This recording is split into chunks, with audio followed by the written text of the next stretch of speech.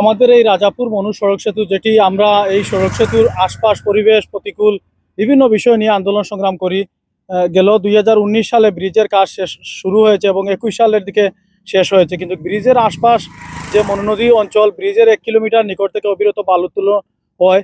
এদিকে মনুর যে সেতুর সংযোগ রাস্তা, সেই সংযোগ রাস্তা ভরাটের জন্য জামিল ইকবাল তিনি কাজ পেয়েছেন এবং আমরা যতটুকু জানি আমাদের এই ব্রিজের আধা কিলোর ভিতরে দলিয়ার চর যেটি রয়েছে আলীনগর এবং উপরিবাগ মৌজা, সেই মৌজার অন্তর্গত একটি বিশাল বালুর চল রয়েছে, যেটা ব্যক্তি মালিকানাধীন জায়গা।